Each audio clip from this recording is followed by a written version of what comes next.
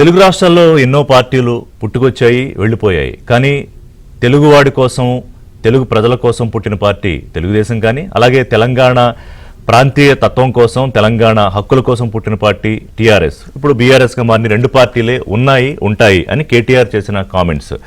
ఇవి ఏ సందర్భంగా అంటే, నేను కొంతమంది పార్టీలో జాయిన్ అయ్యారు. ఆ సందర్భంగా ఆయన చేసిన కామెంట్స్లో కొన్ని ఆసక్తికరమైన కామెంట్స్ చేశారు. నేను చంద్రబాబు నాయుడు బర్త్డే, ఆయనకి విషెస్ చెప్తూ, అంటే ఏది ఎవరు మంచి పని చేసినా మెచ్చుకోవాలి. ఐటీ ఇవాళ రాష్ట్రంలో ఈ స్థాయిలో ఉందంటే, దేశంలోనే రెండో స్థానంలో ఎక్స్పోర్ట్స్లో ఉన్నామంటే ఖచ్చితంగా చంద్రబాబు నాయుడిని అభినందించాలని చెప్తూ, అక్కడి నుంచి రేవంత్ రెడ్డి ప్రభుత్వం ఇచ్చిన హామీలు 420 హామీలు అన్నారు, డిక్లరేషన్స్ ఏవో చెప్పారు, ఏం చేయట్లేదని చెప్పి ఫెయిల్యూర్ గవర్నమెంట్గా ఖచ్చితంగా చూపించే ప్రయత్నం కేటీఆర్ చేస్తున్నారు. ఇదొక అంశం అయితే, గత కొద్ది రోజులుగా అంటే సుమారు ఒక వారం 10 రోజులుగా కేటీఆర్ చేస్తున్న కామెంట్స్, లేదా హరీష్ రావు చేస్తున్న కామెంట్స్, లేదా కొందరు బీఆర్ఎస్కి సంబంధించిన ఎమ్మెల్యేలు చేస్తున్న కామెంట్స్, ప్రభుత్వాన్ని చందాలు వేసుకుని డబ్బులు ఇచ్చి మరీ పడగొట్టేయాలి రేవంత్ రెడ్డి ప్రభుత్వాన్ని చూస్తున్నారని ఒకసారి, లేదు బంగ్లాదేశ్ శ్రీలంకలో లాగా ప్రజలే రోడ్ల మీదకి వచ్చి తిరుగుబాటు చేసి ప్రభుత్వాన్ని పడగొట్టేస్తారు, మాకేం అవసరం అని ఇంకొకసారి. తాజాగా ఏంటంటే ఉప ఎన్నికలు వస్తాయి, అంటే సుప్రీంకోర్టులో ఉన్న వ్యవహారం మీద ఖచ్చితంగా ఉప ఎన్నికలు వస్తాయి, గెలిపించడానికి రెడీగా ఉండండి శ్రేణుల్ని సిద్ధం చేయడం. మరోవైపు బీజేపీ, కాంగ్రెస్లు రెండు జాతీయ పార్టీలు బీఆర్ఎస్ లేకుండా చేయడానికి ఒక కుట్ర పన్నుతున్నాయని. మరోవైపు కవిత అంటారు, ఆర్ఎస్ఎస్ ముఖ్యమంత్రి రేవంత్ రెడ్డి అంటారు. అంటే ఈ కామెంట్స్ అన్నీ చూస్తూ ఉంటే ఖచ్చితంగా తెలంగాణ రాజకీయాల్లో ఏదో జరగబోతోందా, లేదా ఏదో జరగబోతోందన్న ఒక ఆలోచనను ప్రజలకి కల్పించే ప్రయత్నం జరుగుతోందా? ఎందుకంటే తెలంగాణలో ఎన్నికలకు ముందు కేటీఆర్ కానీ కేసీఆర్ కానీ స్పష్టంగా ఒక మాట చెప్పేవారు, మేము ఓడిపోతే, ప్రజలు కనుక మమ్మల్ని ఓడిస్తే తెలంగాణ రాష్ట్రం నష్టపోతుంది తప్ప బీఆర్ఎస్కి వచ్చే నష్టం ఏం లేదు అని. సరే, ప్రజలు దాన్ని నిజం చేశారు, కాంగ్రెస్కి అవకాశం ఇచ్చారు. ఒక అవకాశం కావాలని బీజేపీకి ఇవ్వలేదు, కాంగ్రెస్కి అవకాశం ఇచ్చారు.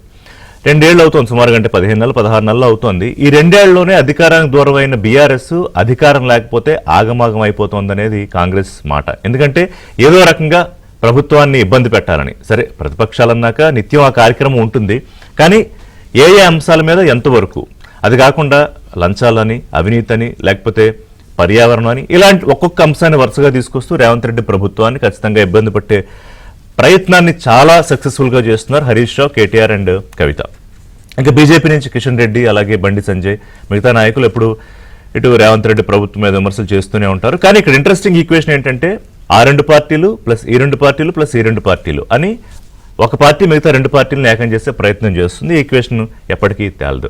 మరి ఆర్ఎస్ఎస్ సీఎం అని కవిత ఎందుకంటున్నారు, బీజేపీ కాంగ్రెస్లు కలిసి బీఆర్ఎస్ను లేకుండా చేయాలని కేటీఆర్ ఎందుకంటున్నారు, ఉప ఎన్నికలు ఖచ్చితంగా వచ్చి తీరుతాయని చెప్పడంలో కేటీఆర్ తాలూకా ధీమా ఏంటి, అలాగే పడుతున్న రాళ్లన్నింటినీ కేవలం ముఖ్యమంత్రి, పీసీసీ చీఫ్ మాత్రమే పట్టుకుని వెనక్కి వేయాలా ప్రతిపక్షాల మీదకి, మిగతా మంత్రులకో ఎమ్మెల్యేలకో మిగతా వాళ్లకు సంబంధం లేనట్టు ఎందుకు వ్యవహరిస్తున్నారు, నిజంగానే ఈ హామీలకు సంబంధించి అమలు సరిగ్గా జరగకపోతేనో, లేకపోతే ఏమన్నా నష్టం ఉంటేనో ఎందుకు ప్రజల ముందుకు వచ్చి చెప్పే ప్రయత్నం చేయట్లేదు? ఏం జరుగుతోంది తెలంగాణలో? రాజకీయాల్లో ఎప్పుడూ ఆసక్తికరంగానే ఉంటుంది. గత వారం 10 రోజులుగా డెవలప్మెంట్స్ చూస్తూ ఉంటే ఏదో కొన్ని అనుమానాలు, కొన్ని కొత్త చర్చలకు తెరలేస్తోంది. అదే ఒకసారి వాళ్ళు మాట్లాడే ప్రయత్నం చేద్దాం. మనతో పాటు స్టూడియోలో పోరెడ్డి కిషోర్ రెడ్డి గారు ఉన్నారు, బీజేపీ అధికార ప్రతినిధి. చరణ్ కౌశిక్ యాదవ్ గారు, టీపీసీసీ జనరల్ సెక్రటరీ. లైవ్లో రాకేష్ చిరుమెళ్ల గారు, బీఆర్ఎస్ అధికార ప్రతినిధి. థ్యాంక్స్ అండి ఫర్ జాయినింగ్. సో రాకేష్ గారు, ముందు మీతోనే స్టార్ట్ చేస్తా.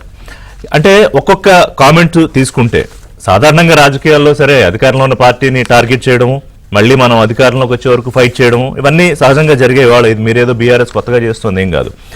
కానీ సపోజ్ ఉప ఎన్నికలు, నిన్న ఉప ఎన్నికలకు సంబంధించి గతంలో రేవంత్ రెడ్డి మాట్లాడుతానేమో సుప్రీంకోర్టులో ఉన్న అంశాన్ని ఎలా మాట్లాడతారు ముఖ్యమంత్రి, ఇది కోర్టు ధిక్కరణ కాదా అన్నారు. మరి నిన్న కేటీఆర్ గారు తెలంగాణలో ఉప ఎన్నికలకు సిద్ధంగా ఉండాలని శ్రేణులని సమాయత్తం చేయడాన్ని ఎట్లా చూడాలి? ఇంకా కోర్టులోనే ఉంది కదా కేసు. అలాగే డబ్బులు వేసుకుని, చందాలు వేసుకుని మరి, అంటే చాలా మంది బాధపడిపోతున్నారు ఇవాళ రేవంత్ రెడ్డి ప్రభుత్వం ఉండడం అనే విషయంలో. వాళ్ళు డబ్బులు చందాలు వేసుకుని పడగొట్టేయాలనుకుంటున్నారు, దాని గురించి మాట్లాడాం. బంగ్లాదేశ్, శ్రీలంక తరహాలో రోడ్ల మీదకి వచ్చి ప్రజలు తిరుగుబాటు చేస్తారు, అసలు ఎప్పుడైనా జరిగిందా మన భారతదేశంలో? ఏ రాష్ట్రంలో అయినా ఏ ప్రభుత్వాన్ని అలా పడగొట్టారా? ఎందుకు కేటీఆర్ ఈ తరహా వ్యాఖ్యలు చేస్తున్నారు? రాకేష్ గారు, గుడ్ మార్నింగ్ అండి. గుడ్ మార్నింగ్ రిష్ గారు, మీకు, అదేవిధంగా పోరెడ్డి కిషోర్ రెడ్డి గారికి, చరణ్ కౌశిక్ యాదవ్ గారికి. సార్, ఫస్ట్ ఆఫ్ ఆల్ నిన్న ఏదైతే అంటే పార్టీలో మీరు చెప్పినటువంటి ఒక 3 అంశాలు 4 అంశాలు చెప్పడం జరిగింది. 4 అంశాల మీద మనం సమగ్రంగా చర్చిద్దాం సార్. నెంబర్ 1, ఫస్ట్ ఏదైతే చెప్పారో ఈ ప్రభుత్వం పడిపోద్ది అని చెప్పేసి, అంటే లేకపోతే ఏది ప్రజలకు కూలదోస్తారనో లేకపోతే ప్రజలు దాని గురించి మాట్లాడినారంటే సార్, ఫస్ట్ నెంబర్ 1 ఏంటంటే ప్రభుత్వం ఇచ్చినటువంటి ఏ హామీ కూడా ప్రజల్లో అమలు కావట్లేదు. నెంబర్ 1. నెంబర్ 2, ఎందుకు అమలు కావట్లేదు అంటే దానికి సంబంధించినటువంటి సందర్భాలు చెప్తాను సార్. గతంలో ఏవేవైతే పథకాలు అందించారో వీళ్ళ పథకాలను ఇంక్రీజ్ చేస్తా అని చెప్పేసి చెప్పడం జరిగింది. ఇప్పటికీ నాకు తెలిసైతే రైతు బంధు ఎవరికి కూడా 2 ఎకరాలు 2.5 అంటే 3 ఎకరాల వాళ్ళకు కూడా దాటి పడినటువంటి దాఖలాలు లేవు సార్. రైతు బంధు అంటే గతంలో ప్రతి ఒక్క రైతుకు పడేది. ఆ రైతు బంధు ఎంత ఇచ్చామంటే 15,000 అంటే సంవత్సరానికి 15,000. ఒకటి హామీల అమలు ఏదైతే ఇచ్చారో మీకన్నా గొప్పగా చేస్తామని చెప్పారో అక్కడ డెలివరీ చేయట్లేదు కాబట్టి ప్రజలు కోపంతో ఉన్నారు. అది ఫస్ట్ పాయింట్. ఒకవేళ మాట్లాడుకుంటే గనక మీరు అధికారంలో ఉన్నప్పుడు సపోజ్ దళిత బంధు లాంటి లేకపోతే 3 ఎకరాలు 10 లక్షలు ఇలాంటి ఫ్లాగ్షిప్ హామీలు చాలా ఇచ్చారు, అమలు చేయలేకపోయారు. ఇప్పుడు ఏ ప్రభుత్వం అన్నా కొన్ని చేయగలుగుతుంది, కొన్ని చేయలేకపోతుంది. మరి అవేళ ఎవరు మీ ప్రభుత్వం మీద దండలేదే, ప్రజలు ఎవరు తిరుగుబాటు చేయలేదు? Right sir. ఇప్పుడు ప్రజలు తిరుగుబాటు చేయకపోతే నేను గవర్నమెంట్ లోనే ఉండాలి కదా. ఎగ్జాక్ట్లీ, మంచి పాయింట్కి వచ్చారు. తిరుగుబాటు చేయడం అంటే అవసరం అవకాశం వచ్చినప్పుడు వాళ్ళు ఎలా చూపించాలో అలా చూపిస్తారు, కానీ బంగ్లాదేశ్ లో రోడ్ల మీదకి రారు సార్. నేనేమంటున్నా అంటే ఈ రోజు సార్ బంగ్లాదేశ్ కాదు సార్, అంతకంటే వరస్ట్ ఉంది సార్. ఈ రోజు బిందెలు పట్టుకొని రోడ్ల మీదకి వస్తున్నారు ప్రజలు. దేనికో వస్తలేదు. దేనికి వస్తారు ప్రజలు అంటే మంచి నీటికి వస్తున్నారు సార్. ఈ రోజు మొత్తం రిజర్వాయర్లన్నీ ఎండిపోయి కనీసం తాగడానికి నీళ్ళు లేనటువంటి పరిస్థితి సార్. సుంకిశాల కూలిపోయింది సార్. అక్కడ ఎల్లంపల్లిలో ఎల్ఎండిలో నీళ్లు లేవు సార్. ఎట్లా సార్ తాగడానికి నీళ్ళు ఎట్లా సార్? తెలంగాణకు హైదరాబాద్కు నీళ్ళు ఎట్లా సార్? మల్లన్న సాగర్ లేకపోతే ఈ రోజు హైదరాబాద్ తాగడానికి కూడా దిక్కుండకపోతున్నాయి సార్. పొద్దుగాల నీళ్ళు ఎట్లా? హైదరాబాద్ లో కూడా గ్రౌండ్ వాటర్ పడిపోయింది. నేను చెప్పట్లేదు, ప్రధాన పత్రికలు చెప్తున్నా. ఈ రోజు నేనేదో నా సొంత కవిత్వం చెప్పట్లేదు. కావాలంటే గ్రౌండ్ వాటర్ టేబుల్ తీసుకోండి సార్. అండ్ నెక్స్ట్ వచ్చేసి నేను ఏమంటున్నాను సార్, ఇప్పటివరకు కొన్న ధాన్యం ఎంత సార్? మొత్తం ధాన్యం కూడా వానకు తడిసి ఎండకు ఎండి రోడ్ల మీద కుప్పలు పోసుకొని ఉంటారు సార్. వాళ్ళంతా కూడా ఈ రోజు ధాన్యం కొనే దిక్కు లేదు. ఏది మిల్లర్లు మోసం చేస్తారు, ఆ అన్నకు తెలుసు. అంటే చాలా ఇష్యూస్ ఉన్నాయి మీరు చెప్తున్నారు బట్టి అర్థమవుతుంది. అంటే ఒక ఇంపార్టెంట్ పాయింట్ ఏంటంటే కాంగ్రెస్ పార్టీకి అధికారం ఇచ్చిన ప్రజల్లో మెజారిటీ ప్రజలు ఆగ్రహంతో ఉన్నారు. అది కాదు మీరు ఎస్టాబ్లిష్ చేయాలనుకుంటున్న పాయింట్. నేను ఒకటే చెప్తున్నాను సార్, కాంగ్రెస్ ఏ పార్టీ అయినా కానీ ప్రజాస్వామ్యంలో 5 సంవత్సరాలు కంపల్సరీ ఉండాల్సిందే సార్. ఆల్రెడీ 1.5 year అయిపోయింది, ఇంకో 3.5 years వాళ్ళు ఉంటారు. దానికేం మేము చెప్పట్లేదు. అదే క్రమంలో మేము ఏమంటున్నామంటే వాళ్ళు చేస్తున్నటువంటి చర్యలు ఏవైతే చర్యలు సార్, ఇప్పుడు మీరు అన్నారు ఎస్ తప్పకుండా కొన్ని హామీలు అమలు చేయలేదు, కొన్ని హామీలు అమలు చేసిన ఏ ప్రభుత్వమైనా అట్లుంటుందని మీరు చెప్పారు సార్. మీరు చెప్పినానుకో నేను వస్తాను సార్. నేనేమంటున్నా అంటే ఈరోజు వడ్లు కొనడం అయితే ఏ పార్టీ ఉన్నా కానీ చేయాల్సిందే కదా. అది వడ్లయితే కొనుగోలు చేయాలి కదా, కనీసం గోనె సంచులే తీయాలి కదా, సుతుల దారాలే తీయాలి కదా, దానికి కుట్టనికి బ్యాగులు కుట్టనికి. అవి కూడా గోనె సంచులు కూడా ఇవ్వాలనేటువంటి దుస్థితిలో భారతదేశంలో తెలియదు కదా సార్, మన ప్రభుత్వం తెలియదు కదా. ఎందుకు ఇవ్వలేకపోతున్నారు కాంగ్రెస్ చెప్తుంది అనుకోండి. ఒక పాయింట్ ఏంటంటే అక్కడి నుంచి వద్దాం, అక్కడ ఆగి వెళ్తే మాట్లాడి మళ్ళీ వస్తారు. ప్రజలు కోపంతో ఉన్నారు కాబట్టి మేమేం పడగొట్టక్కర్లేదని. అలాంటప్పుడు కామెంట్ కూడా చేయక్కర్లేదు. పొద్దున్న లేస్తే ప్రభుత్వాన్ని ఇప్పుడు కాదు, ప్రభుత్వం వచ్చి 2-3 నెలలకే అనుకుంటా. If I'm not wrong, Srihari మొట్టమొదటి మాట్లాడారు, శ్రీనివాసరెడ్డి ఒకసారి మాట్లాడారు. ఇవాళ వాళ్ళు కట్ చేస్తే ఎక్కడ తేలారు వాళ్ళిద్దరు? కాంగ్రెస్ లో తేలారు. అదే అంటున్నా. సో అందుకని ప్రతి రాజకీయ పార్టీ రాజకీయం చేస్తుంది. రాకేష్ గారు, రైట్. కోరెడ్డి గారు ఒక నిమిషం మళ్ళీ వస్తుంది. కోరెడ్డి గారు, ఈ హామీల అమలు గురించి మాట్లాడే ముందు ఈ ప్రభుత్వాలని పడగొట్టడము నిలబెట్టడం సరే, ఇది ఏ పార్టీ ఎప్పుడు చేయలేదా అని దేశంలో మొట్టమొదటిసారి దీని గురించి చర్చించుకుంటున్నాం అనేది ఏం కాదు. కానీ ప్రజలు 5 ఏళ్ళు అధికారం ఇచ్చి వాళ్ళు టైం ఇచ్చారు, 5 ఏళ్ళు మీరు పాలించండి అయ్యా అని. 5 ఏళ్ళ తర్వాత నచ్చలేదు అనుకోండి, మళ్ళీ ఓట్లు వచ్చినప్పుడు పడగొట్టేస్తారు, ఇంకోళ్ళకి ఇస్తారు. అది బీజేపీకి ఇస్తారా, బీఆర్ఎస్కి ఇస్తారా, ప్రజలు ఇష్టం. కానీ ఈలోపే ప్రభుత్వాలు పడగొట్టాలని మాట్లాడడం, మీరు కాంగ్రెస్ కలిపి బీఆర్ఎస్ ఏదో లేకుండా చేయాలని, ఒక విక్టిమ్ కార్డు ప్లే చేయాలని కేటీఆర్ గారు చేసే ప్రయత్నం ఎట్లా చూస్తారు? ముందుగా ఋషి గారు మీకు, అట్లాగే డాక్టర్ తిరుమల రాకేష్ గారికి, డాక్టర్ చరణ్ కౌశిక్ యాదవ్ గారికి, మన ఏబిఎన్ ప్రేక్షకులందరికీ శుభోదయం అండి. నమస్కారం. ఇప్పుడు మీరు అన్నట్లుగా 5 సంవత్సరాలకు ఒకసారి ఎలక్షన్లు అధికారం ఇచ్చారు. బీఆర్ఎస్ వారు అన్నారు ప్రభుత్వం పడిపోతుంది, మీరు అన్నట్లుగా శ్రీహరి గారు, దాని తర్వాత పోచారం శ్రీనివాసరెడ్డి గారు, దాని తర్వాత వారు నమ్మినట్లు లేరు, వారే వెళ్ళి కాంగ్రెస్లో జాయిన్ అయ్యారు. మేము అన్నాము, దాని తర్వాత వాటిని వివరిస్తూ ఆ కామెంట్స్ని వివరిస్తూ లక్ష్మణ్ గారు ఒకరోజు నేను ప్రెస్ కాన్ఫరెన్స్లో ఇద్దరం వారి పక్కనే నేను కూర్చున్నాను. వారు ఎక్స్ప్లెయిన్ చేశారు, మేము అనేది ఏంటంటే గత 50 ఏళ్ల చరిత్ర కాంగ్రెస్ మన రాష్ట్రంలో పరిపాలించినప్పుడు, అది ఉమ్మడి ఆంధ్రప్రదేశ్ కానివ్వండి, ఈ రోజు కానివ్వండి, ఏ ముఖ్యమంత్రులు కూడా అంటే కాంగ్రెస్ పాలనలో కాంగ్రెస్ ముఖ్యమంత్రికి కాంగ్రెస్ ఎసరు కాంగ్రెస్ నాయకులేనండి. అంటే ఎసరు కాంగ్రెస్ నాయకులే.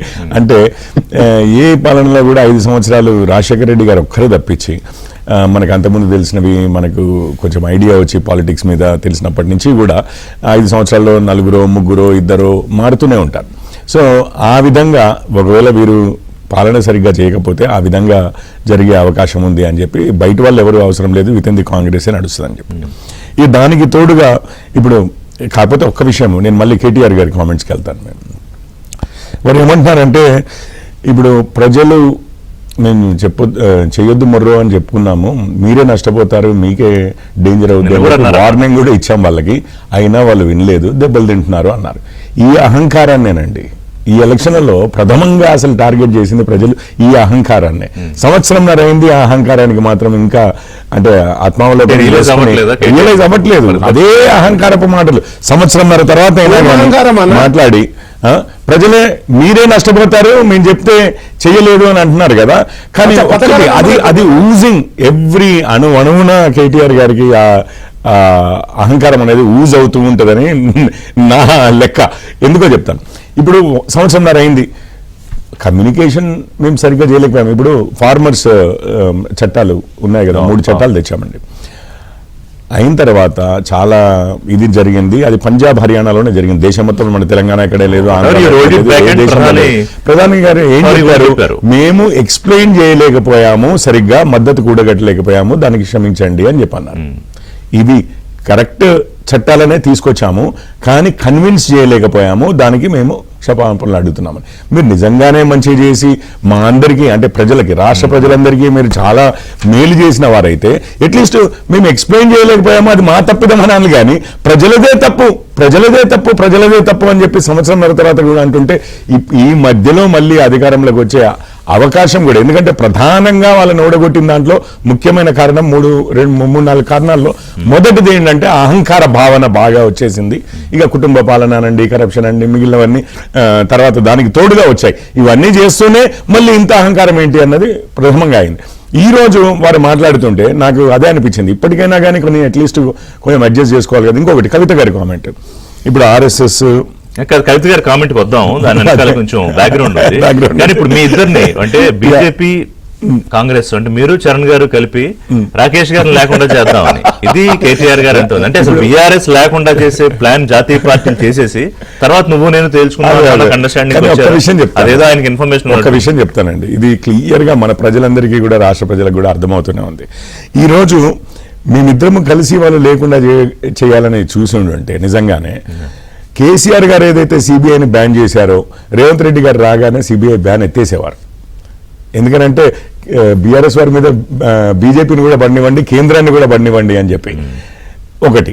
రెండవది, ఈరోజు నిజంగానే వారిద్దరూ కలిసి లేకపోతే ఈరోజు ఎన్నో కేసులు యాక్చువల్లీ ఇప్పటికే నమోదయ్యేవి. ఎందుకంటే అయ్యో కేటీఆర్ ని పంపించేవారు, అసలు కేసీఆర్ గారి పేరు మీదనే కేసులు అయ్యేవో. ఇప్పుడు చూడండి, ట్యాపింగ్ దగ్గర నుంచి కాళేశ్వరం దగ్గర నుంచి ఎన్నికలు వచ్చే నాటికన్నా ఈ ఈక్వేషన్ కేమన్నా చిక్కుముడు పెడుతుందా, ఎవరితో కలిసి ఉన్నారు అనేది. ఇప్పుడు మేమైతే ఆల్రెడీ చెప్పేశామండి, ఎందుకంటే కవిత గారు జైలుకి వెళ్లే ముందు ఒక ఈక్వేషన్, ఆవిడ జైలుకి ఎందుకు వచ్చారు ఎన్నికలకు ముందు ఒక ఈక్వేషన్, తర్వాత మళ్ళీ మీ దగ్గరికి బీఆర్ఎస్ వచ్చింది, మీరేమో నో మాకు వద్దు అని చెప్పి. ఒక విషయం చెప్తాను, మీరు అన్నారు కదా తర్వాత వచ్చింది అది. యాక్చువల్లీ నిజామాబాద్ సభలో ప్రధానమంత్రి గారు నేను 2 సీక్రెట్లు చెప్తా అన్నారు. 2 సీక్రెట్లు చెప్తా అని చెప్పి, ఒకటి ఏంటంటే ఎన్డీఏలో కలుస్తా అని చెప్పి వచ్చారు కేసీఆర్ గారు అన్నారు. అయితే కాదు, కూడదు, మిమ్మల్ని జాయిన్ చేసుకునే ప్రసక్తి లేదు అన్నారు. దాని తర్వాత కేటీఆర్ గారిని ముఖ్యమంత్రి చేయాలన్నది మీ ఆశీస్సులు కావాలన్నారు. అంటే నా ఆశీస్సులు ఎందుకయ్యా, ప్రజల ఆశీస్సులు ఉంటే సరిపోతుంది, మీరు చేసుకోండి అని అన్నారు. సో ఈ రోజు కూడా మీరు చూడండి, ఆ లెక్కలే చూడండి, ఆ రోజు ఉన్నారు, బీఆర్ఎస్ కూడా ఉంది కదా, ఏంటంటే ప్రధాన అబద్ధాలు చెప్తున్నారు అంటారు, కానీ వ్యవహార శైలి చూడండి. మొన్నటికి మొన్న చెన్నై వెళ్ళి వచ్చారు రేవంత్ గారు, కేటీఆర్ గారు, కేసులు ఇష్యూ ఉండదు. ఈరోజు ఎంఐఎంతో ఇప్పుడు వీరిద్దరు చూడండి, అంటే ఐడియాలజికల్లీ ఎట్లా ఉంటుంది అంటే అందుకనే వీళ్ళ ఎమ్మెల్యేలు అందులోకి పోయినా వాళ్ళ ఎమ్మెల్యేలు ఇందులోకి వచ్చినా అసలు ఏమాత్రం తేడా అనిపించదు వారికి. Right, sir. అది విషయం అని చరణ్ గారు, ఏంటి ఇప్పుడు తెలంగాణలో ఉప ఎన్నికలు వస్తున్నాయట, సిద్ధంగా ఉన్నారా? కేటీఆర్ చెప్పారు నిన్న శ్రేణులందరినీ ఆయన ఒక్కసారి మీరందరూ వార్ ఫుటింగ్ జోన్ లోకి రండి అని చెప్తున్నారు. సరే, మిగతా విషయాలు మాట్లాడదాం, ప్రభుత్వాలు పడిపోవడాలు నిలబడ్డాల గురించి. ఇక్కడ రేవంత్ రెడ్డి గారు మాట్లాడితేనేమో కోర్టు ఉల్లంఘన అవుతుంది, బీఆర్ఎస్ పార్టీ నాయకులు మాట్లాడితే చట్టబద్ధం అవుతుందని చెప్పేసి కేటీఆర్ గారు మాట్లాడడం కనబడతా ఉంది. అదే కాకుండా ఇప్పుడు ఆనాడున్న చట్టాలు ఈనాడు ఉన్నాయి. ఇప్పుడు బీఆర్ఎస్ పార్టీ అధికారంలో ఉన్నప్పుడు ఏదైతే భారత రాజ్యాంగంలో ఉన్న చట్టాలు ఇప్పుడు కొత్తగా మార్పు జరగలేదు, దాని మీద కనీసం డిస్కషన్ కూడా జరగలేదు. ఆ చట్టం అయితే అసలు ఆ చట్టం అసలు దాని మీద కనీసం డిస్కషన్ కూడా చేయలేదు. ఎందుకంటే భారతీయ జనతా పార్టీ దాదాపు 6 రాష్ట్ర ప్రభుత్వాలు ఆనాడు కూల్చిన సందర్భం కాబట్టి వాళ్ళకి అవసరం కాబట్టి వాళ్ళు మార్చలేదు. కాంగ్రెస్ ప్రభుత్వం ఏదైనా అధికారులకు వచ్చింటే మార్చేవాళ్ళం. ఎందుకంటే చట్టం మార్చాలని చెప్పేసి కాంగ్రెస్ ప్రభుత్వం మీ ఎలక్షన్ సందర్భంలో మాట్లాడింది. ఎందుకంటే చట్టాల ఉల్లంఘన జరుగుతూ ఉంది, భారతీయ జనతా పార్టీ వచ్చిన తర్వాత చాలా రాష్ట్ర ప్రభుత్వం కూలుస్తూ ఉంది, ఇది మంచిది కాదని చెప్పి కాంగ్రెస్ ప్రభుత్వం భావించింది. కాకపోతే తెలంగాణ రాష్ట్రంలో కాంగ్రెస్ ప్రభుత్వం అధికారులకు వచ్చిన తర్వాత 5 సంవత్సరాల కాలం పాటు ఉండాలని చెప్పేసి ప్రజలు దీవించి ఆశీర్వదించిన ప్రభుత్వాలు కూల్చే ప్రయత్నం బీఆర్ఎస్ పార్టీకి మొన్న అదేవిధంగా ఎవరైతే ప్రభాకర్ గారు అదే కొత్త ప్రభాకర్ రెడ్డి గారు మాట్లాడారు, అంతకుముందు పల్లరాజేశ్వర మాట్లాడారు, భారతీయ జనతా పార్టీ నుంచి లక్ష్మణ్ గారు మాట్లాడారు. కాబట్టి కాంగ్రెస్ ప్రభుత్వం కూల్చే ప్రయత్నం వారు అన్ని రాష్ట్రాల్లో చేస్తుంటూ Bharatiya Janata party BRS party Telangana రాష్ట్రంలో కాంగ్రెస్ ప్రభుత్వం కూలా అని చెప్పి వారు కోరుకుంటా ఉన్నారు. అదే కాకుండా కాంగ్రెస్ ప్రభుత్వాన్ని ఇప్పుడు బీఆర్ఎస్ పార్టీ అడుగుతా ఉన్నారు. నాకు డౌట్ ఏంటంటే అంత వల్నరబుల్ గా ఉంది ఇవాళ ఎందుకంటే సార్ మేము అంటా ఉన్నాం 9 సంవత్సరాల కాలంలో మీ మేనిఫెస్టోలు 2 తీసుకొని రండి. ఫస్ట్ మేనిఫెస్టో 2014, 2018లో భారతీయ జనతా పార్టీ 11 సంవత్సరాల పాలన.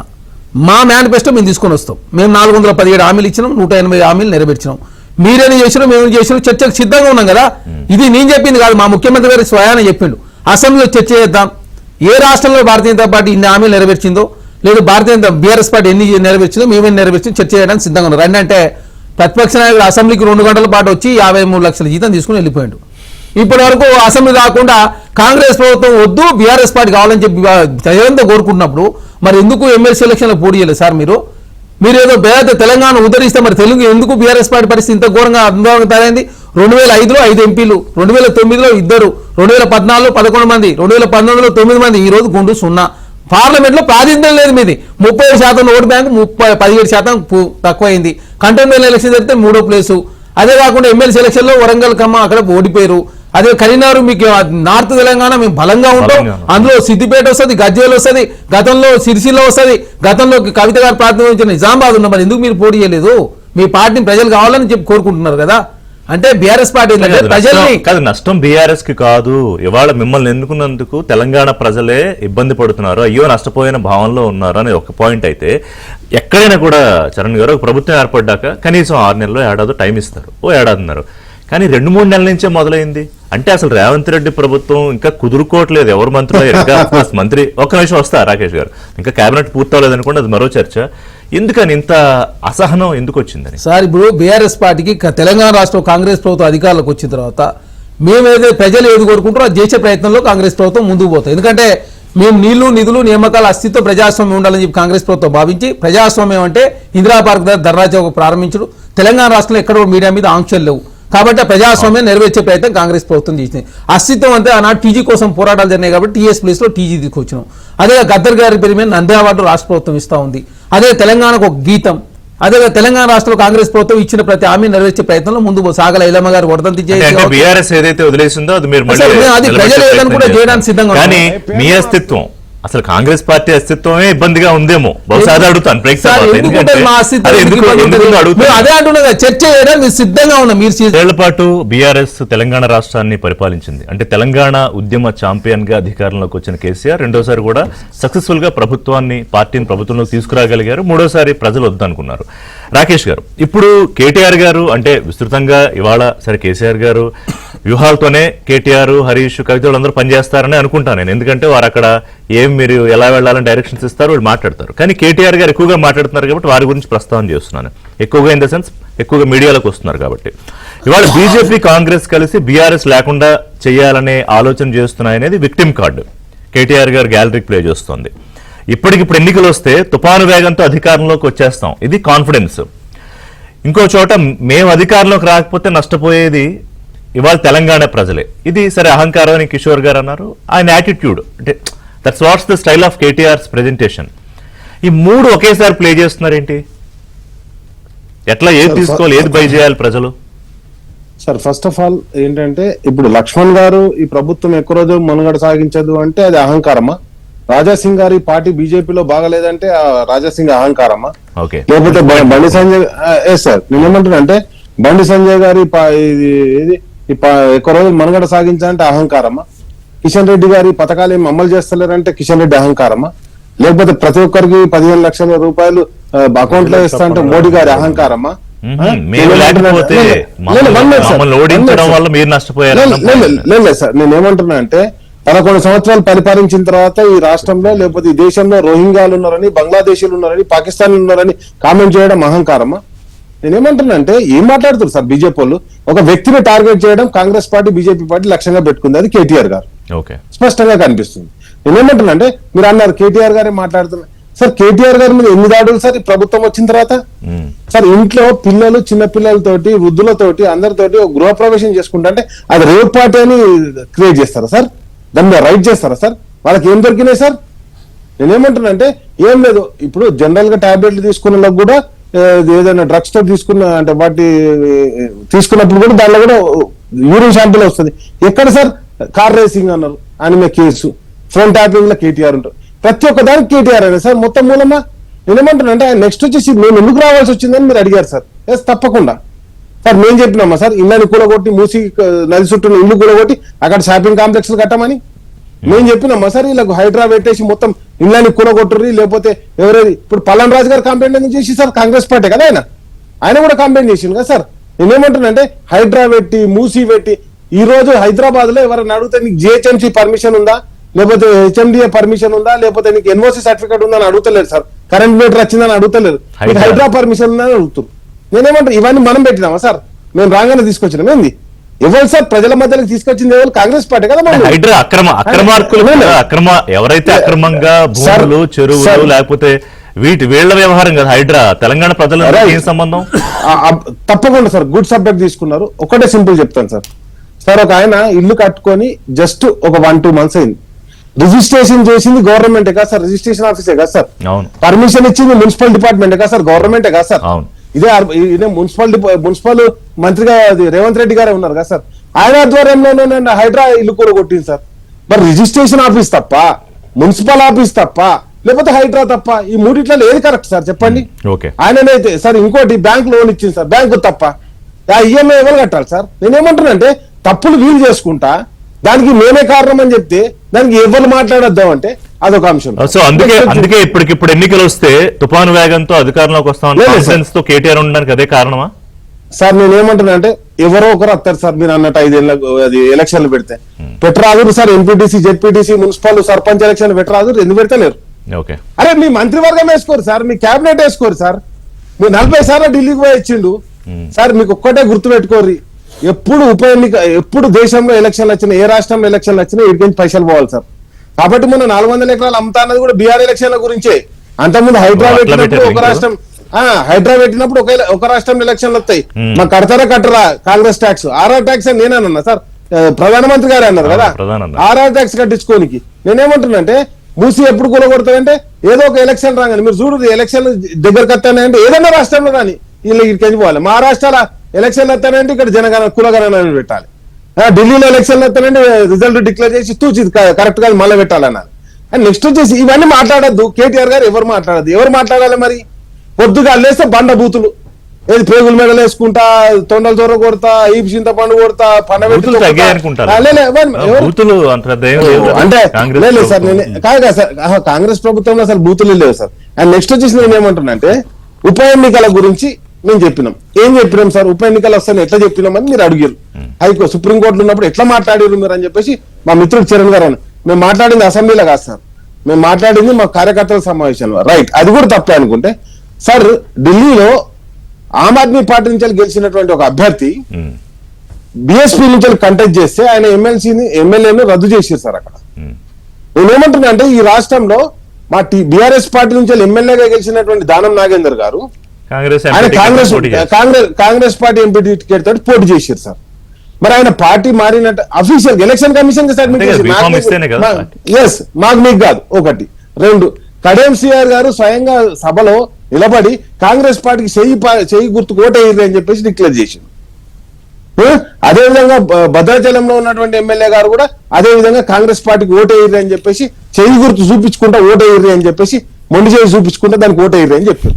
నేనేమంటున్నానంటే వీళ్ళంతా చెయ్యి గుర్తు ఓటేమో డైరెక్ట్ గా డిక్లేర్ చేసి మేము పార్టీ మారలే అంటే అది ఏ విధంగా సార్? మేమేమంటున్నాం, సుప్రీంకోర్టులో ఉన్నది, ఇప్పుడు మేలో రిజల్ట్ వస్తుంది, ఆ మే రిజల్ట్ వచ్చేటప్పుడు తప్పకుండా దానిపై వెయిట్ అదే డైరెక్షన్ ఇవ్వాలని చూస్తున్నాం. అడుగుతున్నారు కదా, డైరెక్షన్ ఇది ఇచ్చేస్తే కోర్టులు పెద్ద వివాదం నడుస్తుంది. ఇప్పుడు రాష్ట్రపతి గవర్నర్ కి టైం ఫ్రేమ్ సెట్ చేసినప్పుడు స్పీకర్ కూడా టైం ఫ్రేమ్ సెట్ చేస్తే ఏమైనా తేలిపోతాయేమో, పెద్ద రాజకీయం కూడా నడిచే అవకాశం. ఇప్పుడు నేను ఏమంటున్నా అంటే సుప్రీంకోర్టు తీర్పు ఏమి ఇస్తుందో వెయిట్ చేస్తున్నాం. అదే క్రమంలో మా కార్యకర్తలను మేము ప్రతిపక్షాలు ఉన్న కాబట్టి సిద్ధం చేసుకుంటున్నాం. ఆ సిద్ధంలో భాగమే నిన్న పార్టీలో అందరూ కూడా జైన్ కావడం జరిగింది. కాబట్టి నేనేమంటున్నానంటే వాళ్ళందరూ జైన్ అయ్యేటప్పుడు సార్ మేమేమంటున్నాం, తప్పకుండా బై ఎలక్షన్లు వస్తాయని సంపూర్ణ విశ్వాసంతో మేము ఉన్నాం. అదే ప్రజలకు చెప్తున్నాం. నేనేమంటున్నా అంటే ఇప్పుడు జైన్ చేసుకున్నప్పుడు కరెక్ట్ 2/3 జైన్ అయినరు, ఎలక్షన్ రావంటే మేము కూడా ఒప్పుకుంటాం. అదే ఓకే. రాజ్యాంగం ఏదైతే ఒక ల్యాప్సెస్ లూప్ హోల్స్ ఉన్నాయో వాటిని వాడుకుని గతంలో పార్టీలు మీరు చేశారు కదా, అట్లాగే నేనేమంటున్నా కాంగ్రెస్ పార్టీ కూడా ఉంది. ఇప్పుడు కాదండి 10 మంది వెళ్ళారు, ఇంకో 16 మంది 26 మందిని పోగేశారు అనుకోండి, అయిపోతుంది. ఎన్ని జరుగుతున్నాయి అదే రాజ్యాంగమే చర్చ జరగాలి, సుప్రీం కోర్టులో ఒక క్లియర్ డైరెక్షన్ ఇవ్వాలి. రైట్, మాట్లాడదాం.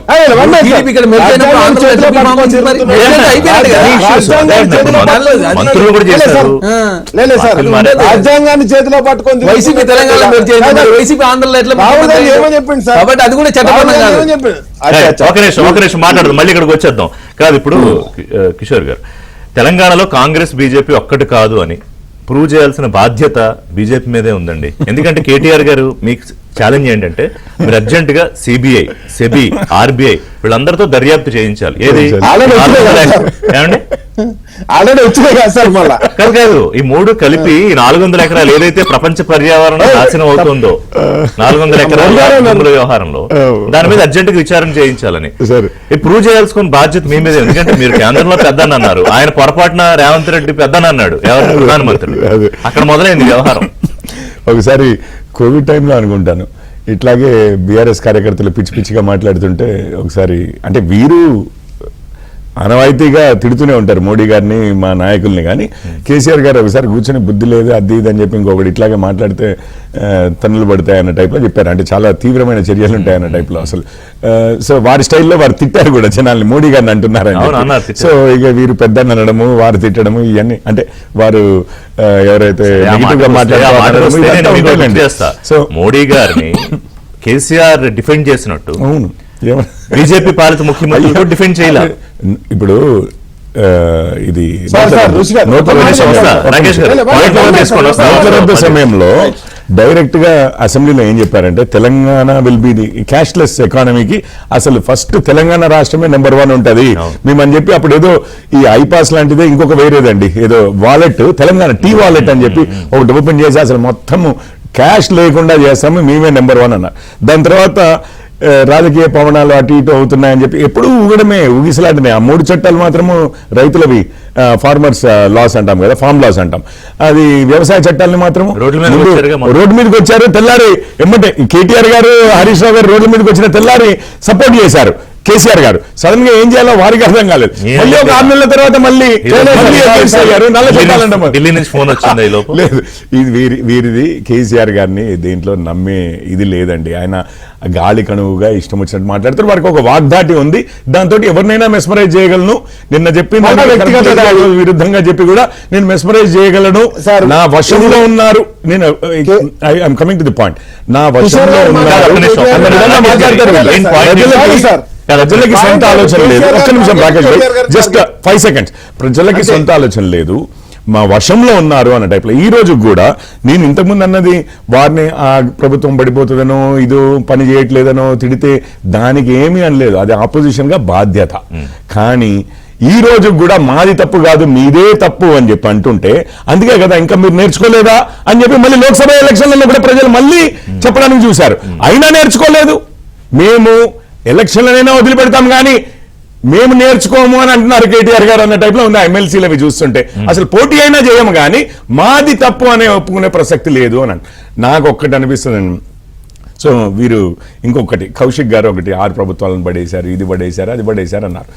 ఇప్పుడు ఎక్కడ కూడా ఏ రాష్ట్రంలో కూడా మీకు అన్ని సుప్రీంకోర్టు దాకా వెళ్ళాయండి. మహారాష్ట్ర అది కూడా సుప్రీంకోర్టు దాకా వెళ్ళింది. ఏ రాష్ట్రంలో కూడా ఎవరైనా బయటకు వస్తామంటే ముందు రిజైన్ చేసి రమ్మని చెప్తాం.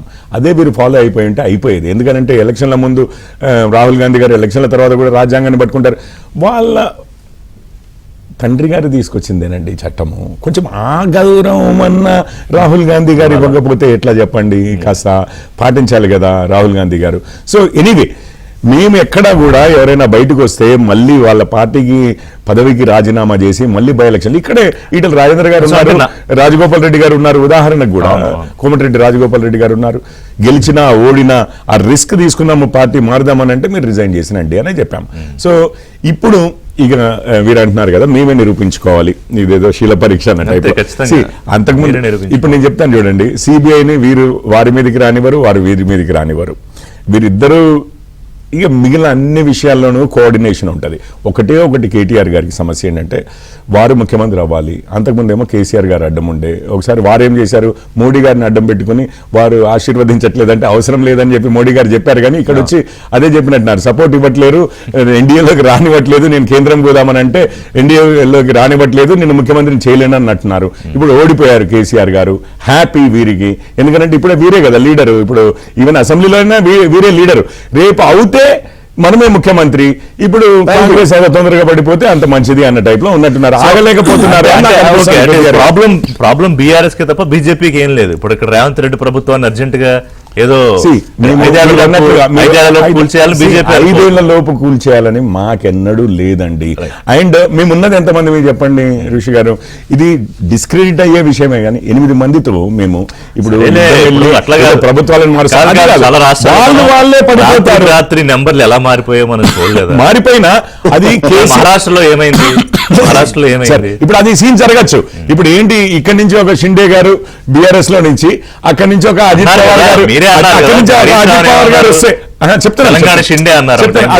అదే వారు వీరు కలిసి వచ్చి బీజేపీనే నిలబడి చెయ్యాలి అని అంటే ఆ రోజు పరిస్థితులు ఏంటో మనకు తెలియదు. కానీ లేదు మేము మాత్రము ఫస్ట్ డే నుంచి కిషన్ రెడ్డి గారు చెప్తున్నారు, లక్ష్మణ్ గారు చెప్తున్నారు, సంజయ్ గారు చెప్తున్నారు, అందరూ చెప్తున్నారు దిస్ విల్ మేము పడేసుడు గురించి కాదు. వాళ్ళు కాంగ్రెస్ లో చరిత్ర లేదు ఎక్సెప్ట్ ఫర్ రాజశేఖర్. ముఖ్యమంత్రి రేవంత్ రెడ్డి మీద అంటే ఒకవైపు ఆయన బీజేపీకి దగ్గరగా ఉన్నారని ఆర్ఎస్ఎస్ సీఎం అని కవిత ముద్దు పేరు పెట్టుకుంటారు. అలాగే కేటీఆర్ ని రేవంత్ రెడ్డి ప్రొటెక్ట్ చేస్తున్నారనేమో బీజేపీ ఉంటుంది.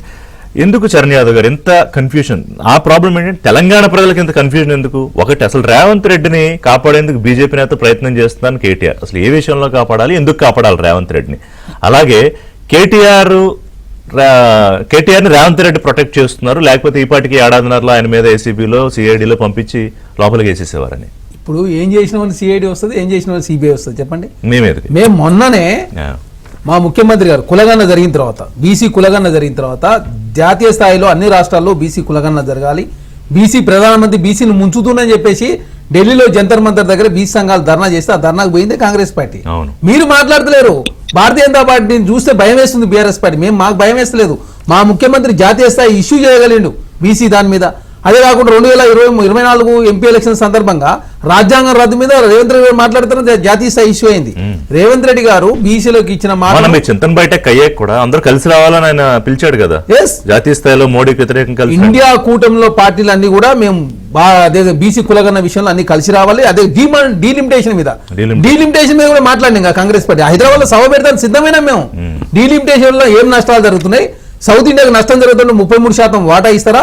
ఇప్పుడున్నటువంటి 23% అంటే 129 స్థానాలు ఉన్నాయి కాబట్టి 888 స్థానాలు కాపోతా ఉన్నాయి కాబట్టి దీన్ని 33% ఇస్తారా, 23% ఇస్తే తేల్చండి, లేకపోతే డీలిమిటేషన్ ఆపండి, మరొక 20 సంవత్సరాల కాలం ఆపని చెప్పేసి రేవంత్ రెడ్డి గారు మాట్లాడి. మీరు మాట్లాడలే కదా. మీరు మాట్లాడకుండా అదే కాకుండా భారతీయ జనతా పార్టీ తెలంగాణకు తీవ్ర అన్యాయం చేస్తే మరి బీఆర్ఎస్ పార్టీ ఎడిపోయింది మాట్లాడుతారా? ఎంతసేపు కాంగ్రెస్ పార్టీ మీద మాట్లాడు తప్ప ఇది 9 సంవత్సరాల కాలం పాటు భారతీయ జనతా పార్టీ తెచ్చిన బిల్లులకు అన్ని మద్దతు ఇచ్చింది మీరే, మేం కాదు. లింగోజీ కూడా బై ఎలక్షన్ చెప్తే భారతీయ జనతా పార్టీకి మద్దతు ఇచ్చింది బీఆర్ఎస్ పార్టీ, మేము కాదు. రాష్ట్రపతి కావచ్చు, ఉపరాష్ట్రపతి కావచ్చు, డిమానిటేషన్ కావచ్చు, డీలిమిటేషన్, అదేవిధంగా రైతు నల్ల చట్టాలు కావచ్చు, అదేవిధంగా ఉపరాష్ట్రపతి ఎలక్షన్ కావచ్చు, రాజ్యసభ వైస్ చైర్మన్ కావచ్చు, అన్నిటి మద్దతు ఇచ్చింది మీరే కదా, మేము కాదు కదా. మీరే మద్దతు ఇచ్చుకొని మీరే భారతీయ జనతా పార్టీ మీద మాట్లాడకుండా తెలంగాణకు తీవ్ర అన్యాయం చేస్తుంటే మీరు మాట్లాడకుండా. అదే కాకుండా బీహార్కి ఇచ్చినట్టు 59,000 కోట్ల రూపాయలు ఇవ్వకున్నా, ఆంధ్ర రాష్ట్రానికి ఇచ్చినట్టు పైసలు ఇవ్వకున్నా కూడా బీహార్ భారతీయ జనతా పార్టీ ఉన్న రాష్ట్రాలకు ఇచ్చినట్టు పైసలు లేకున్నప్పుడు మీరు మాట్లాడతలేరు. తెలంగాణకు ఒప్పందంలో భాగంగా 40% నిధులు ఇవ్వాల్సినప్పటికీ కూడా 37% మాత్రం వస్తే 4% కేంద్ర ప్రభుత్వం కోత పెట్టినా కూడా భారతీయ జనతా పార్టీ మీద బీఆర్ఎస్ పార్టీ బీఆర్ఎస్ ప్రభుత్వం మీద ఆరోపణలు చేశారు చరణ్ గారు, ఆయన ముఖ్యమంత్రి కానప్పుడు కూడా రేవంత్ రెడ్డి. సో వాళ్ళు దాదాపు 2 ఏళ్ళు దగ్గర ఇంకో 3 నెలల పోతే 2 ఏళ్ళు అవుతుంది. మరి దాని మీద విచారణలో లేకపోతే అప్పుడు జరిగాయన్న అక్రమాల మీద అదేం జరగట్లేదు కాబట్టి బీజేపీ వాళ్ళు కేటీఆర్ మీరు ప్రొటెక్ట్ చేస్తున్నారు అంటున్నారేమో సార్. ఇప్పుడు డైనింగ్ టేబుల్ మీద కూర్చొని వీళ్ళు అరెస్ట్ అంటే అరెస్ట్ చేసే పరిస్థితి ప్రజాస్వామ్యంలో ఉండదు. చట్టం మరి అదే జరిగినాయి కదా. జన్వాడ పామ్ హౌస్ సంబంధించి 16 రోజుల పాటు జైలు పెట్టారు. బీఆర్ఎస్ పార్టీ ఏంటంటే ఎంతమంది అరెస్ట్ చేసి అందరు చూసారు కదా, ఒక్కరు కాదు కదా.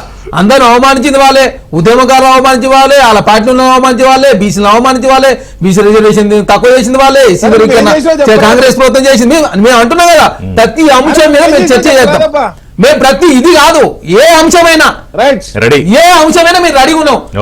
రికార్డు స్థాయిలో మా అసెంబ్లీ 17 గంటల పాటు నిర్వహిస్తే 53 లక్షల జీతం మాత్రం తీసుకుంటాడు ఒక రోజు. బీఆర్ఎస్ పార్టీ బీసీలు ఎన్నో వచ్చారు, 18% కొద్దించి బీసీలు నష్టం చేసి మీరే, ఎస్సీలు మోసం చేసి మీరే. అన్ని ప్రతి అంశంలో మేము చర్చ చేయడం సిద్ధంగా ఉన్నాం. కాంగ్రెస్ ప్రభుత్వం సిద్ధంగా ఉంది. మీకు కాదు ఈ పడగొట్టడాలు ఛాలెంజ్లు వదిలేసి ప్రాపర్ గా ఒక చర్చ కూర్చుంటే బెటర్ ఏమో సార్. సార్ ఇప్పుడు చేస్తాం కానీ పెద్ద స్థాయిలో సార్. ఓకే, ఇప్పుడు ఫస్ట్ ఆఫ్ ఆల్ మనం కోరెడ్డి కిషోర్ రెడ్డి గారు చెప్పిన దానికి నేను సమాధానం చెప్తాను సార్. ఒకటి, కోవిడ్ టైంలో అసలు మెడిసిన్ లేనప్పుడు పానిక్ సిచ్యువేషన్ లో ప్రైమ్ మినిస్టర్ గా తీసుకుంటున్న చర్యలు కరెక్ట్ అనడం మా తప్పు సార్. ఎందుకంటే ఆ రోజు మేము ప్రైమ్ మినిస్టర్ చర్యని సమర్థించద్దు. అండ్ నెక్స్ట్ వచ్చేసి జిఎస్టీ తీసుకొస్తున్నప్పుడు కూడా మేము చెప్పొద్దు సార్.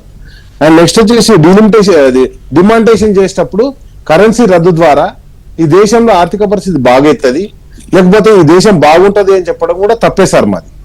అండ్ నెక్స్ట్ వచ్చేసి నేను ఏమంటానంటే రైతు చట్టాలను డైరెక్ట్ గా వ్యతిరేకించాను. అంటే మొత్తం కూడా కిషోర్ రెడ్డి పోరెడ్డి గారు ఏం చెప్తారు అంటే, మేము అబద్ధాలు చెప్తుంటే మీరు మద్దతు ఎందుకు చెప్పిర్రు అని అన్నారు.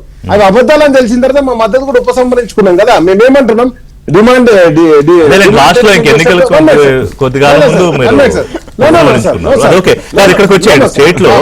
స్టేట్ కి వస్తా. నేనేమంటున్నా అంటే సార్, ఇప్పుడు చరణ్ గారు డిస్కషన్ ఏబిఎన్ లోనే ఎవరైనా సార్ నేనే చర్చ పెడుతున్నా. ఇప్పుడు మీరే తీసుకొని ఇంకొక అర్ధగంట వెంచర్రి చరణ్ గారికి ఒక టైం ఇర్రి, ఒక ½ అవర్. నేను అడిగిన దానికి సమాధానం చెప్పమని చెప్పారు సార్. ఏమో దెక్కొద్దు సార్. ఇప్పటి వరకు 4 సీజన్లు అవుతుంది సార్ ధాన్యం. ఈ సీజన్ తో 4వ సీజన్ సార్ ధాన్యం కొనరు. ఎంత ధాన్యం కొన్నారు, ఎంత ధాన్యం రైతుల దగ్గర నుంచి కొన్నారు, ఎంత వాళ్ళకి బోనస్ ఇచ్చారు అనేది ఒక లెక్క తీసుకొచ్చి మీరు ముందర పెడితే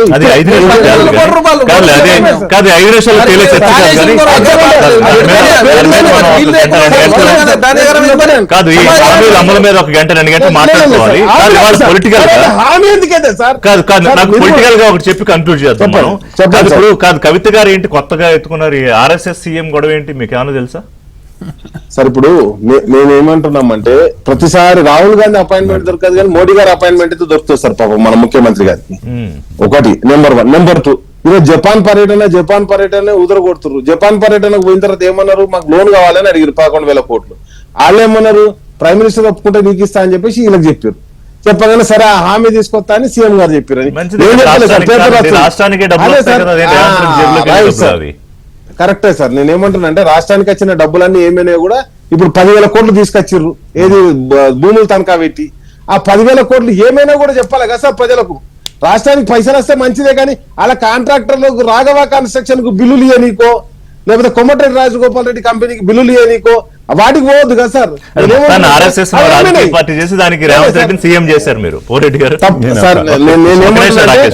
ఆయన చేయడం కాదు సార్, ఆయన ఆల్రెడీ ఉన్నాడు.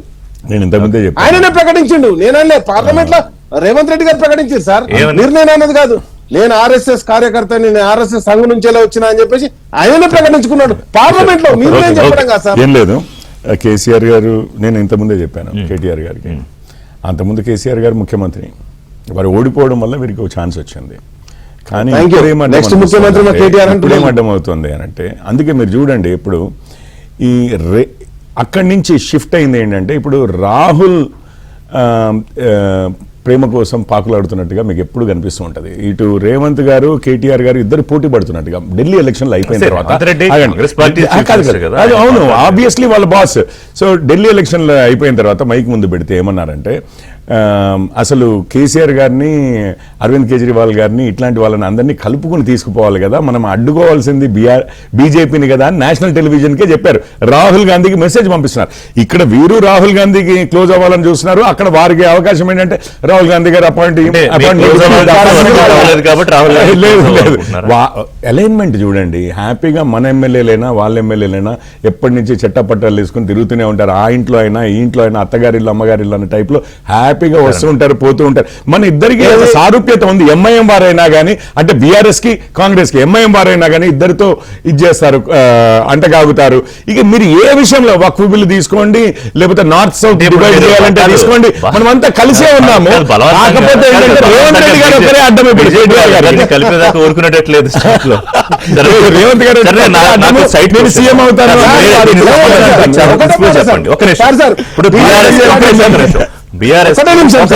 అందుకని ఆర్ఎస్ఎస్ వచ్చింది. అందుకు హరీష్ రావు, కేటీఆర్, కవిత గారు, సరే బీజేపీ కిషన్ రెడ్డి, బండి సంజయ్ వీళ్ళందరూ. మరి కాంగ్రెస్ పార్టీకి ఎవరు? సీఎం రేవంత్ రెడ్డి లేకపోతే మహేష్ గౌడ్ తప్ప ఎమ్మెల్యేలు, మంత్రులు ఎవరు ఏం మాట్లాడరా? ఎందుకు మాట్లాడారు సార్? కాంగ్రెస్ పార్టీ ఎవరు ప్రెస్ మీట్లు లేదండి. కాంగ్రెస్ పార్టీలో సోషల్ జస్టిస్ ఉంటుంది. మీరు చూడండి, మా దాంట్లో ఎమ్మెల్యే మంత్రితో సమానం, మంత్రి ముఖ్యమంత్రితో సమానం. ముఖ్యమంత్రి మా దాంట్లో సోషల్ జస్టిస్ ఉంది. కేటీఆర్ గారు ఏమో సోషల్ జస్టిస్ పెట్టుకున్నారు. హరీష్ రావు గారికి ఏ పదవి లేదు కాబట్టి పోటీ పడతా ఉన్నాడు. కవిత గారికి ఏ పదవి? వాళ్ళ ఇంటనే పోటీలో భాగంగా కాంగ్రెస్ ప్రభుత్వాన్ని విమర్శించాలా? వాళ్ళకు నమస్తే తెలంగాణ ఉంది, టీ న్యూస్ ఉంది. కాంగ్రెస్ విమర్శ చేస్తుంది తప్ప సిద్ధంగా ఉన్నాం. ఏ విషయాన్ని ఇన్ఫ్లేషన్ రేట్ తీసుకుంటారా, అప్పులు తీసుకుంటారా, డెవలప్మెంట్ తీసుకురా, సంక్షేమం చూసుకుంటారా? 10 సంవత్సరాల కాలంలో, 11 సంవత్సరాల నరేంద్ర మోడీ కాలంలో, మా 15 నెలల పాలన మేము చర్చకు సిద్ధం.